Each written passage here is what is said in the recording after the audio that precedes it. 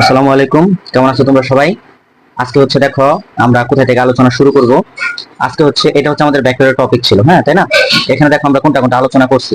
প্রথমে আমরা আলোচনা করছি হচ্ছে ভেক্টর রাশি, দেন হচ্ছে স্কেলার রাশি কি ডিটেলস, অবস্থান ভেক্টর আলোচনা হয়েছে, আয়ত একক ভেক্টর আলোচনা হয়েছে, ভেক্টরের ত্রিভুজ সূত্র আলোচনা হয়েছে, ভেক্টরের সামান্তরিক সূত্র, সামান্তরিক সূত্রের প্রমাণ, লব্ধির সর্বোচ্চ ও সর্বনিম্ন মান নির্ণয়, আর সামান্তরিক সূত্র থেকে দুটো অনুসিদ্ধান্ত। সো আজকে আমাদের আলোচনা শুরু হবে 10 নম্বর টপিক থেকে, নৌকা নদীর অঙ্ক। হ্যাঁ, তো সবাই দেখতে থাকো। আজকে হচ্ছে আমরা আলোচনা করব নৌকা নদীর অঙ্কগুলো আমরা কিভাবে করতে পারি। ওকে, এবার তাহলে দেখো আমাদের ক্লাস কোথায় থেকে শুরু হয়। আমাদের ক্লাস শুরু হবে নৌকা নদীর অঙ্ক থেকে। গত ক্লাসে দেখো এটা আমাদের সামারি ছিল, হ্যাঁ, যে সামান্তরিক সূত্র কি ছিল। সামান্তরিক সূত্রটা ছিল আর লব্ধির মান নির্ণয়, যেটা, হ্যাঁ, এটাকে বলতাম আমরা কি, এটাকে বলতাম লব্ধির মান। এটাকে বলা হইতো কি, এটাকে বলে লব্ধির মান। লব্ধির লব্ধির মান। তাহলে লব্ধির মান আর equal to root over P square plus Q square plus 2p Q cos alpha. আর এই যে tan থিটা, এখান থেকে বেসিক্যালি আমরা থিটা বের করতাম। থিটার সমান আমাদের হইতো tan ইনভার্স, উপরে হয়েছে কিউ সাইন আলফা, নিচে হচ্ছে P plus Q cos alpha. এইটাকে বেসিক্যালি বলে লব্ধির দিক। লব্ধির, এটা হচ্ছে লব্ধির দিক, হ্যাঁ। আর এটা হচ্ছে লব্ধির মান। তাহলে 1 নাম্বারটা হচ্ছে লব্ধির মান, 2 নাম্বারটা লব্ধির দিক, আর 3 নাম্বার এটাকে বলে লব্ধির সর্বোচ্চ মান, প্রকাশ করে আর ম্যাক্স দ্বারা।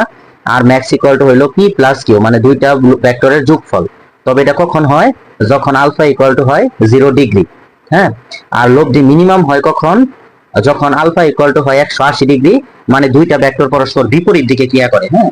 তখন লব্ধিটা হয় পি মাইনাস কিউ। এটা কিউ মাইনাস পিও হইতে পারে, তার মানে বড়টা থেকে তুমি ছোটটা বাদ দিয়ে দিবা। দেন দেখো এটা হলো যখন লব্ধি আর ইকুয়াল টু হয় root over P square plus Q square, যখন আলফা এর মান হয় 90 ডিগ্রি, হ্যাঁ। তারপর হচ্ছে যদি কখন এমন বলে যে পি কিউ এবং আর সমান, তার মানে দুইটা বল এবং লব্ধি এরা তিনজনই পরস্পর সমান, তখন আসলে বেসিক্যালি হয় কি, আলফা এর মান হয় 120 ডিগ্রি। আর যদি কখন এরকম হয় যে দুইটা বল সমান হয় পি এবং কিউ, তাহলে আসলে যে জিনিসটা হয় সেটা হচ্ছে তোমার লব্ধিটা একদম মাঝখান বরাবর থাকে। তার মানে তখন থিটা এর মানটা আসলে আলফা এর অর্ধেক হয়, হ্যাঁ। এই ছিল আমাদের পূর্বের ক্লাসের আলোচনা। তো আজকে আমরা আলোচনা শুরু করব 10 নাম্বার টপিক থেকে। 10 নাম্বার টপিক কি ছিল? 10 নাম্বার টপিক হলো নৌকা নদীর অঙ্ক। তাহলে দেখতে থাকো। আজকে আমাদের টপিক হচ্ছে নৌকা নদীর অঙ্ক। ওয়েল, 10 নাম্বার টপিক আমরা আলোচনা শুরু করব, এটা হচ্ছে নৌকা নদীর অঙ্ক।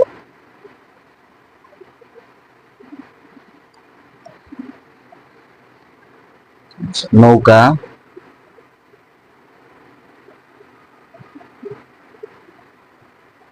নৌকা নদীর অঙ্ক। নৌকা নদীর অঙ্কগুলো আমরা কিভাবে করব বা কেন সামান্তরিক সূত্র দিয়ে করে। তো প্রথমে আমরা যে জিনিসটা তোমাদের একটু মনে করাই দিতে চাই সেটা হচ্ছে সামান্তরিক সূত্রটা। খেয়াল করা, সামান্তরিক সূত্রতে একটা ছিল বল, এটা পি, আর একটা বল ছিল কিউ, হ্যাঁ।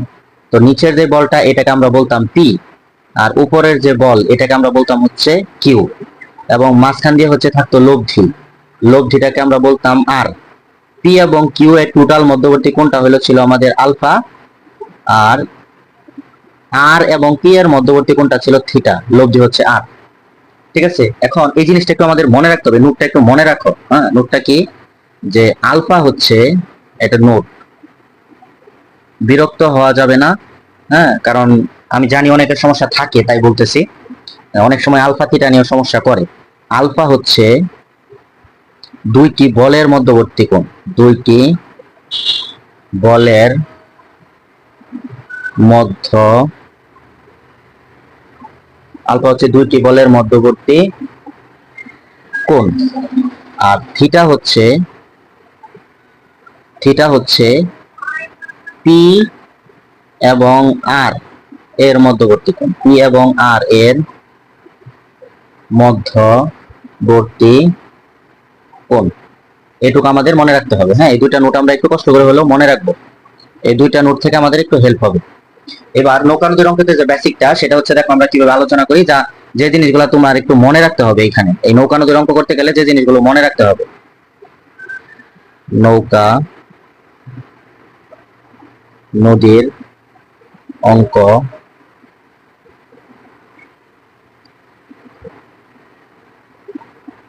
অঙ্ক করার সময় যে বিষয়গুলো একটু মনে রাখবে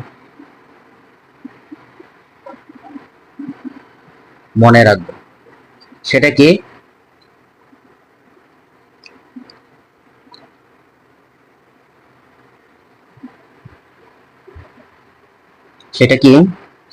এক নাম্বার দেখো, যেটা মনে রাখবা যে আমরা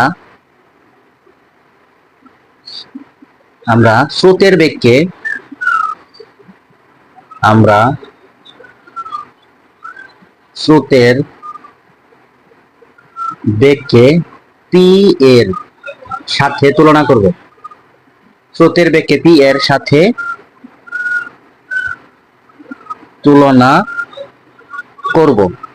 দুই নাম্বার হচ্ছে নৌকা বা সাঁতারুর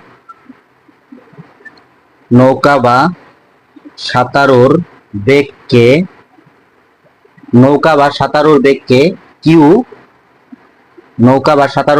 কিউ এর সাথে তুলনা করব।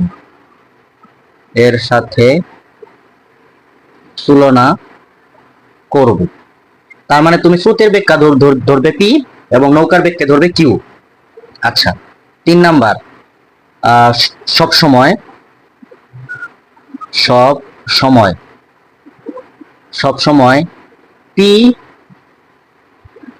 সময় Q is greater than P হবে। তার মানে কি? অর্থাৎ স্রোতের বেগ নৌকার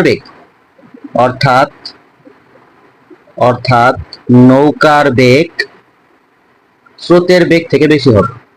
নৌকার বেগ স্রোতের বেগ থেকে বেশি হবে। বেশি না হলে তো আর নৌকা ওই পাশে যেতে পারবে না, বেশি হবে, এটা তুমি মনে রাখবা। দেন 4 নাম্বার, যদি স্রোতযুক্ত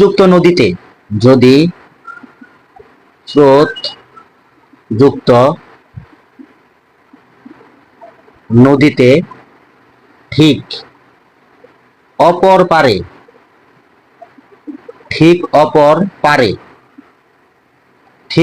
পারে মানে সোজা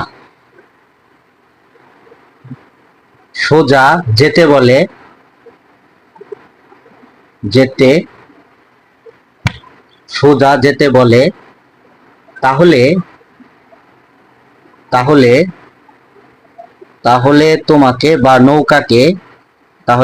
বা নৌকাকে স্রোতের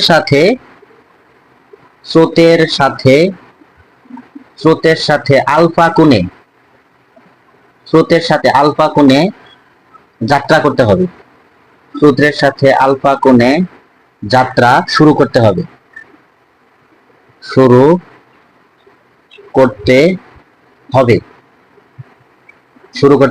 আর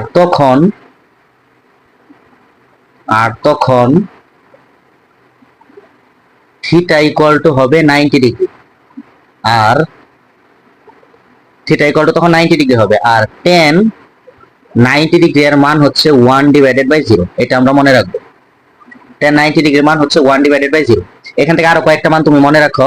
আমি সবসময় স্টুডেন্টদেরকে বলি, cos 0 ডিগ্রি মান হচ্ছে 1, cos 60 ডিগ্রি মান হচ্ছে হাফ, cos 90 ডিগ্রি মান হচ্ছে 0, cos 120 ডিগ্রি মান হচ্ছে মাইনাস হাফ, দেন হচ্ছে cos 180 ডিগ্রি মান হচ্ছে -1। এই মানগুলো তুমি সবসময় মুখস্থ রাখবা। এগুলো মুখস্থ, এই যে এখানে যে কয়েকটা দেখলা, এগুলো মুখস্থ রাখবে। কি করবে? এগুলা মুখস্থ রাখার চেষ্টা করবে। মুখস্থ রাখার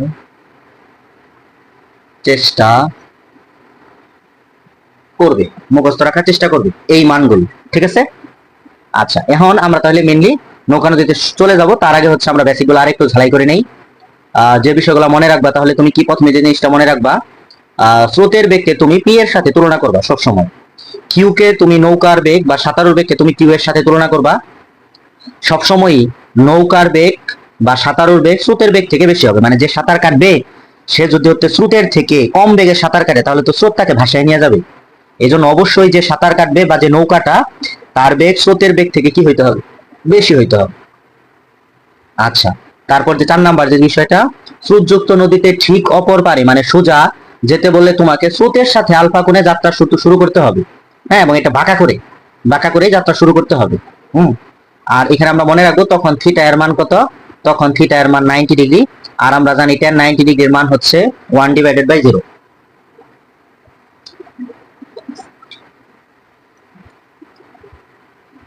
tan 90 ডিগ্রির মান হচ্ছে 1/0। আর যে কয়েক মাত্রা মান তোমাকে মনে রাখতে হবে, cos 0 degree 1, cos 60 degree half, তারপর হচ্ছে cos 90 ডিগ্রির মান হচ্ছে 0। ইম্পর্টেন্ট, মনে রাখবা। সব থেকে বেশি ইম্পর্টেন্ট cos 120 ডিগ্রির মান হচ্ছে মাইনাস হাফ, অথবা যদি কখনো দেখো মাইনাস হাফ তুমি ওটাকে লিখতে পারবে cos 120 ডিগ্রি। আর cos 180 ডিগ্রি এটার মান হচ্ছে -1। হ্যাঁ, মুখস্থ রাখার একটু চেষ্টা করবা। তো আমরা এখন এক্সাম্পলে চলে যাই। এক্সাম্পল এটা 1 দিলাম। হ্যাঁ, এক্সাম্পল 1। এক্সাম্পলটা কি,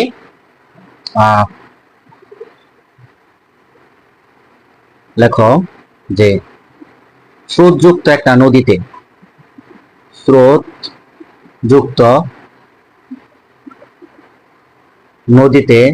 স্রোতের বেগ, স্রোতযুক্ত নদীতে স্রোতের বেগ হচ্ছে তোমার 6 মিটার পার সেকেন্ড এবং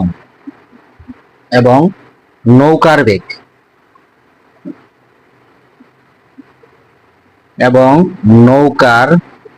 বেগ এটা আমি তোমার 12 দিলাম। হ্যাঁ, 12 মিটার পার সেকেন্ড। তুমি যা ইচ্ছা দিতে পারো, তবে 6 এর থেকে যেন বড় হয়।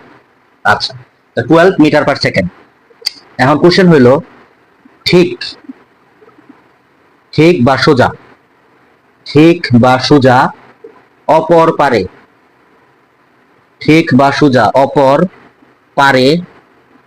যেতে চাইলে স্রোতের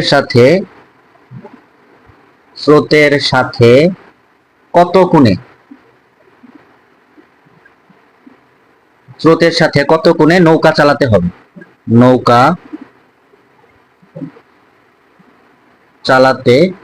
হবে। এটা হলো কোশ্চেন। ঠিক আছে, তাহলে আমরা এখন এটা একটু ফিগার ড্র করি, চিত্র থেকে আমরা এটা ভালো বুঝতে পারবো। তো মনে করো এটা হচ্ছে, আচ্ছা আমি চিত্রটা একটু নিচে আঁকি কারণ আমাদের দুইটা জায়গা লাগবে। হ্যাঁ, এখানে আমরা আগে চিত্রটা ড্র করি। এইটা হচ্ছে তোমার নদী। ওকে, নদীতে তাহলে যে এইদিকে পানি যাচ্ছে, ধরে নাও এদিকে পানি, এই যে স্রোত এইদিকে যাচ্ছে, তাহলে এইদিকে যে স্রোত যাচ্ছে এই স্রোতের বেগটাকে আমরা বলছিলাম এটাকে আমরা পি ধরবো। দেখো স্রোতের বেগ কত, স্রোতের বেগ হচ্ছে 6 মিটার পার সেকেন্ড। এবার ধরো নৌকাটা যে এখানে আছে, হ্যাঁ এখানে একটা নৌকা, এই হচ্ছে একটা নৌকা, এই নৌকাটা ঠিক অপর পারে এখানে যেতে চায়। এখন তুমি যদি ঠিক অপর পারে যেতে চাও, তুমি যদি সোজায় রওনা করো তাহলে কিন্তু স্রোতে তোমাকে ভাটির দিকে নিয়ে যাবে, মানে এইদিকে নিয়ে যাবে। তাহলে তুমি কি করবা, তুমি একটু বাঁকা করে যাত্রা শুরু করবা। মনে করো যে তুমি এইদিকে যাত্রাটা শুরু করলা, এইভাবে যাত্রাটা শুরু করলা, এইভাবে যাত্রা শুরু করলা। ঠিক আছে, তাহলে এইটাই কিন্তু তোমার আসলে হচ্ছে কিউ। এই কিউ এর মানে যে তোমার যেটা বেগ সেটা হচ্ছে 12 মিটার পার সেকেন্ড। এটা হচ্ছে কিউ এর বেগ। তাহলে এবার ভালো করে খেয়াল করো, এটা হচ্ছে পি, আর এটা হচ্ছে কিউ। আমরা সামান্তরিক সূত্রটা এখানে ড্র করি। দেখো, এই ছিল আমাদের সামান্তরিক সূত্র, এটা ছিল পি, এটা ছিল কিউ। এখন খেয়াল করো, এই কিউটা এইখানে নাই এখন, আর এই কিউটা এইখানে না থেকে কিউটা আছে এখন এইদিকে। তাহলে দেখো তো পি এবং কিউর মধ্যবর্তী কোণ ছিল আলফা, তাহলে এখন এই পুরাটাই আসলে আলফা না। এজন্য আমরা কি করব, এই টোটাল কোণটাকে আমরা বলবো আলফা। এই যে দেখো, এইটুকু হচ্ছে আমাদের আলফা। ঠিক আছে, এটা হচ্ছে আলফা। আর মাঝখান দিয়ে যেটা ছিল, যে এইটা, এই যে সামান্তরিক সূত্রটা দেখো, এটা কিন্তু ছিল লব্ধি। আর লব্ধি কিন্তু এখন এখানে নাই, লব্ধি কিন্তু এখন এই যে সোজা। তাহলে লব্ধি যদি এখানে না থাকে তাহলে এই লব্ধিটা তো এখন ওইখানে চলে গেছে, তাই না? এই লব্ধিটাই কিন্তু এখন ওইখানে চলে গেছে। তো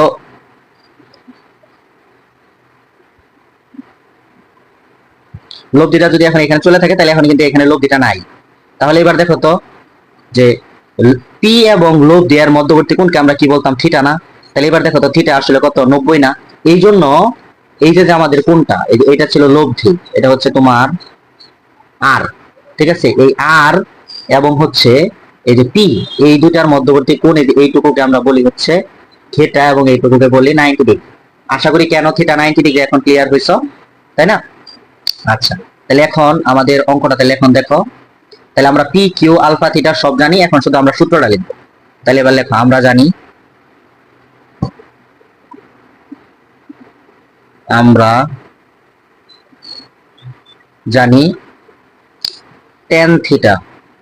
tan থিটা সমান Q sin alpha divided by P plus Q cos alpha. এবার tan তো 90 ডিগ্রি, তাহলে আমরা এখানে লিখবো থিটা এর মান হচ্ছে 90।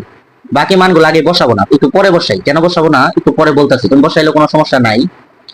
P plus Q cos alpha. এবার tan 90 ডিগ্রির মান দেখো কত, tan 90 ডিগ্রির মান হচ্ছে 1 ডিভাইডেড বাই 0। তাহলে 1 ডিভাইডেড বাই 0, তাহলে উপরে আমাদের হচ্ছে কিউ sin আলফা, নিচে হচ্ছে, একটু ভালো করে লিখি, উপরে হচ্ছে কিউ sin আলফা, নিচে হচ্ছে P plus Q cos alpha. এবার যদি আমরা একটু আড়াআড়ি গুণন করি, তাহলে হচ্ছে হয় P plus Q cos alpha equal to হচ্ছে 0, বা Q cos alpha is equal to হচ্ছে মাইনাস পি, বা cos alpha is equal to হচ্ছে minus P divided by Q. Therefore alpha is equal to হচ্ছে cos inverse minus P divided by Q. এখন এটা আমাদের একটা এরকম ফর্মুলা, যখন এই ফর্মুলাটা আমরা সবসময় মনে রাখার চেষ্টা করব। তাহলে আলফা সমান আমরা লিখতে পারি cos ইনভার্স, দেখো তো পি কার বেগ ছিল, পি হচ্ছে স্রোতের বেগ, তাহলে আমরা লিখতে পারি উপরে হলো স্রোত, নিচে হচ্ছে নৌকা।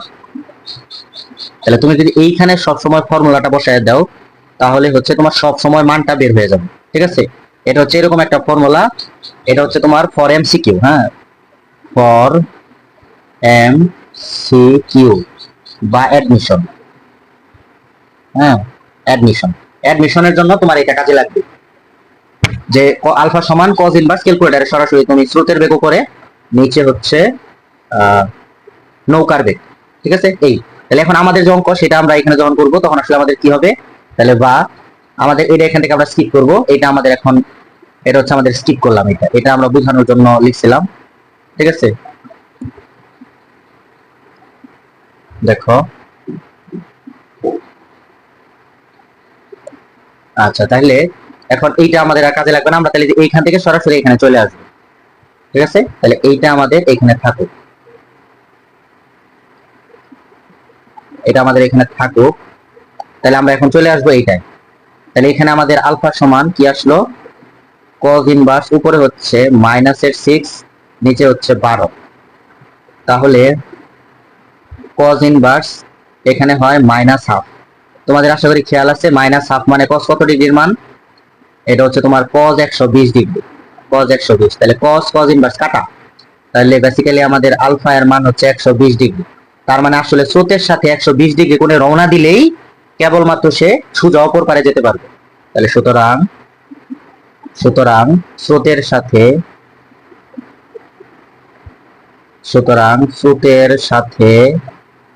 120 ডিগ্রি কোণে যাত্রা শুরু করলে যাত্রা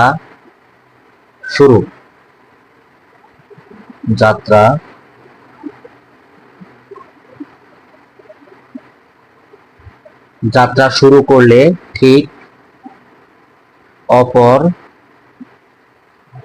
পারে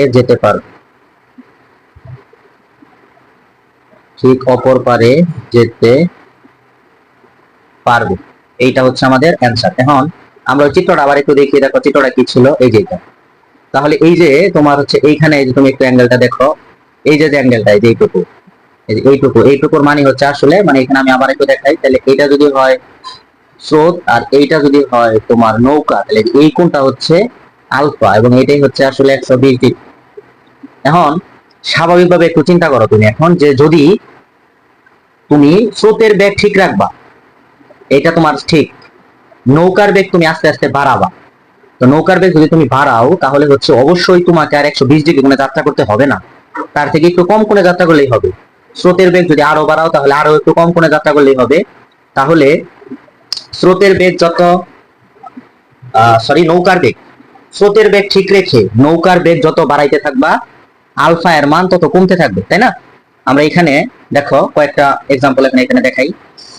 আমার কাছে যদি এখন ক্যালকুলেটর আছে, হ্যাঁ আছে, ক্যালকুলেটর করে করে তোমাদের দেখাচ্ছি, দাঁড়াও। তাহলে আমরা যে ফর্মুলাটা করছিলাম সেখানে দেখো আমাদের পি এর মান কত ছিল, আমরা যে অঙ্কটা করলাম সেখানে পি এর মান কিন্তু ছিল 6 মিটার পার সেকেন্ড। এবার কিউ এর মান প্রথম ছিল হচ্ছে 12।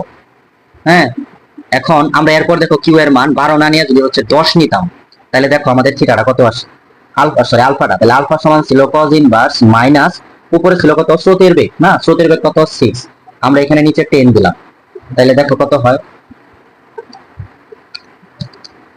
6 cos, এটা হচ্ছে তোমার কত -6 না, -6 ভাগ হচ্ছে 10, দেখি কত আসে, এটা আসে তোমার 126 ডিগ্রি, 126 ডিগ্রি, 126.86 ডিগ্রি। আচ্ছা, তাহলে খেয়াল করো কেন কোনটা কম আসলো, সরি কি বললাম, এটা এই কোনটা কেন বেশি আসলো, কারণ আমরা স্রোতে নৌকার বেগে কমাচ্ছি।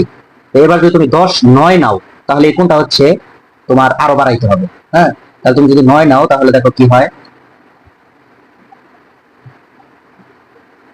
তাহলে দেখো কি হয়,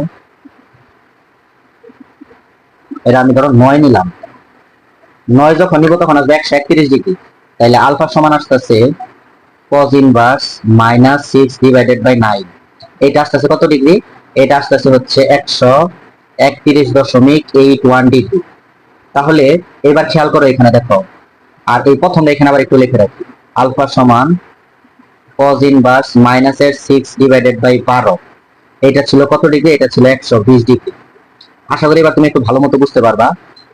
এবার দেখো আমি স্রোতের বেগ চেঞ্জ করি নাই, এই যে স্রোতের বেগ ফিক্সড সবসময় 6, কিন্তু নৌকার বেগ প্রথম ছিল 12, কোন ছিল 120, এরপর নৌকার বেগ 10, কোন হলো 126, এরপর নৌকার বেগ 9, কোন হচ্ছে 131। তাহলে স্রোতের বেগ ঠিক রেখে, সুতরাং আমরা এটা লিখবো, স্রোতের বেগ ঠিক রেখে নৌকার বেগ, স্রোতের বেগ ঠিক রেখে নৌকার বেগ কমালে, নৌকার বেগ তুমি আস্তে আস্তে কমাচ্ছ না, প্রথম ছিল 12, পরে 10, পরে 9, তো নৌকার বেগ কমাতে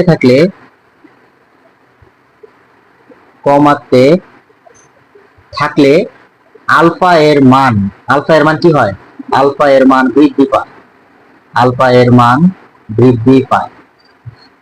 আচ্ছা, তাহলে তুমি সবসময় স্রোতের বেগ ঠিক রাখো, এটা স্রোতের বেগ ঠিক রেখে নৌকার বেগ, আচ্ছা এটা, এখন তুমি যদি আবার এটা কাজ করো যে স্রোতের বেগ ঠিক রেখে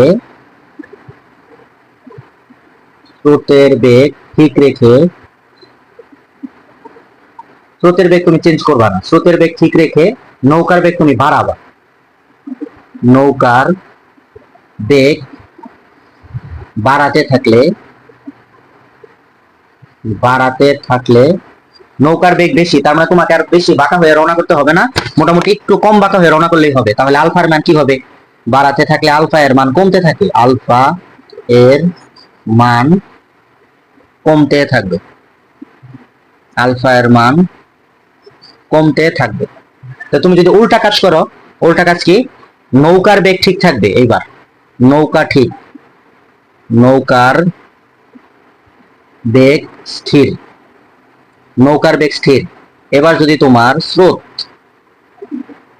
স্রোত বেশি হলে, স্রোতের বেগ যদি বাড়তে থাকে তাহলে হচ্ছে তোমাকে কি কাজ করতে হবে, অবশ্যই বেশি বাঁকা হয়ে যাত্রা শুরু করতে হবে। হ্যাঁ, কারণ না হলে তোমাকে স্রোতে নিয়ে যাবে ওইদিকে। তাহলে স্রোত বেশি হলে আলফা বেশি হবে, আর যদি স্রোত কম হয় তাহলে আলফা কম, তাহলে স্রোত কম হলে আলফা কম হবে। এবার দেখো যে নৌকার বেগ যদি খুব বেশি হয়, দেখো নৌকার বেগ খুব বেশি হলে,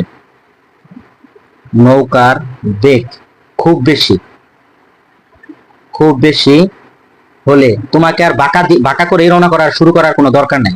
কেন? দেখো আমরা একটা এক্সাম্পল দেখাই, আমরা শর্টকাটটা শুধু লিখতেছি, খেয়াল করতেছো? তাহলে কজ ইনভার্স মাইনাস, উপরে ছিল হচ্ছে তোমার স্রোতের বেগ, স্রোতের বেগ দিলাম -6, নৌকার বেগ নিচে, নৌকার বেগ তুমি দাও 1000 দিলা বা 10,000 দিলা, তাহলে দেখো এখন উত্তরটা কত আসে। তাহলে উত্তরটা দেখো কত আসে, -6 ডিভাইডেড বাই 1, কত দিচ্ছে এখানে 1 লাখ। হ্যাঁ, তাহলে 1 2 3 4 5, দেখো কত আসে। এটার মান আসে তোমার হচ্ছে 90.0034 ডিগ্রি।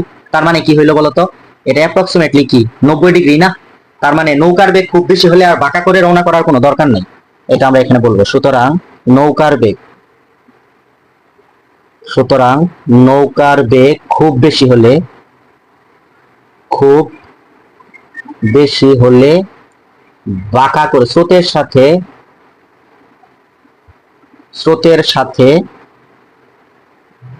সাথে আলফা কোণে যাত্রা করার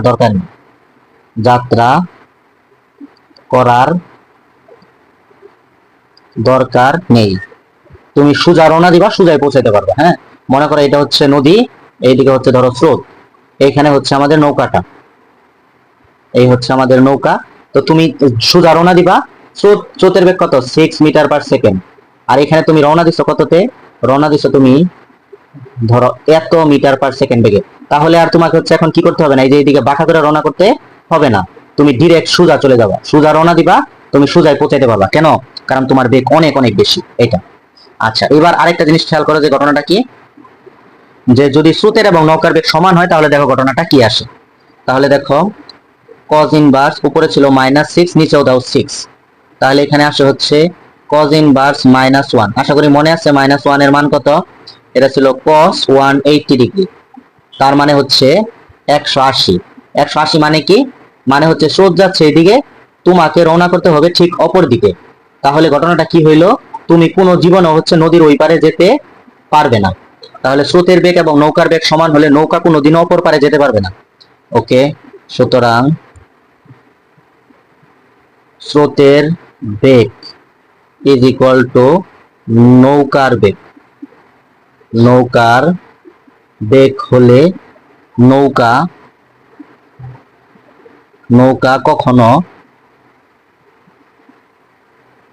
কখনো অপর পারে যেতে পারবে না। অপর পারে মানে ওই পাশে তুমি যেতে পারবে না, অপর পারে যেতে পারবে না, আচ্ছা, তাহলে এই ছিল আমাদের নৌকা নদীর মোটামুটি বেসিক। এখন নেক্সট ক্লাসে আমরা আরেকটু দেখাবো যে নৌকা পার হইতে যে সময় লাগবে এইটা, আর হচ্ছে তোমার বৃষ্টির যে অঙ্কটুকু। হ্যাঁ, এই দুইটা আমরা নেক্সট ক্লাসে ইনশাআল্লাহ দেখাবো। তো আশা করি নৌকা নদী থেকে তোমার আর বেশি সমস্যা হওয়ার কথা না। তারপর আমরা আরেকটা লাস্ট এক্সাম্পল দিয়ে আমাদের অঙ্কটা শেষ করব। আমি মুখে বলি, মনে করো একটা নৌকাতে স্রোতের বেগ দেওয়া আছে, সে ধরো স্রোতের বেগকে আমরা কি বলবো বলছিলাম, স্রোতের বেগকে আমরা বলবো পি এর সাথে তুলনা করবো। তো স্রোতের বেগ ধরো দেওয়া আছে 10 মিটার পার সেকেন্ড, আর তোমার হচ্ছে নৌকার বেগ বা নৌকা যে সাঁতারু যে ওই পাশে যাবে সেটা হচ্ছে নৌকার বেগকে আমরা কিউ এর সাথে তুলনা করবো বলছিলাম। নৌকার বেগকে আমি দিলাম হচ্ছে 15 মিটার পার সেকেন্ড। কোশ্চেন হলো ঠিক সোজা অপর পারে যেতে কতক্ষণে নৌকা চালাতে হবে। ঠিক সোজা অপর পারে যদি তুমি যেতে চাও তাহলে আলফা থিটা এর মান কত, থিটা এর মান 90, আলফা এর মান হচ্ছে ওয়াট। তাহলে এখন আমরা আরেকবার ওই বেসিকটা দিয়ে করে দিই, দেন হচ্ছে তোমরা পরেতে করতে পারবা। সো আমরা জানি tan থিটার সমান কি, আমরা জানি tan থিটার সমান উপরে হচ্ছে কিউ sin আলফা, নিচে হচ্ছে টি plus Q cos alpha.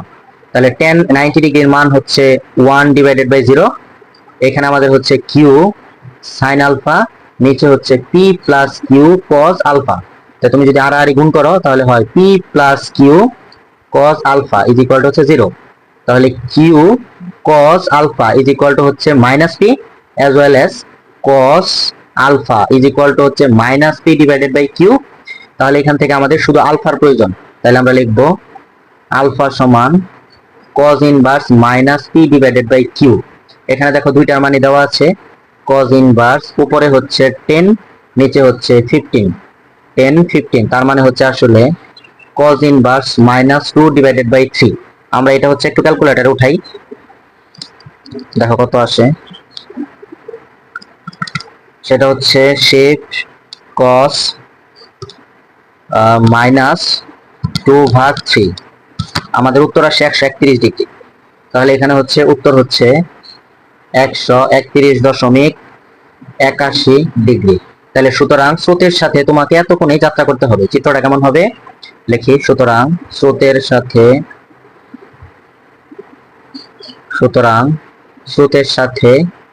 131.81 degree কোণে যাত্রা করতে হবে। চিত্রটা কিরকম হবে? চিত্রটা হবে, ধরো এটা হচ্ছে আমাদের নদী আর এগুলো হচ্ছে আমাদের স্রোত। হ্যাঁ, স্রোত এইদিকে যাচ্ছে, এটা হচ্ছে স্রোতের বেগ হচ্ছে এটা। এখন এইখানে ধরো একটা এখানে একটা নৌকা আছে, এই হচ্ছে আমাদের নৌকা।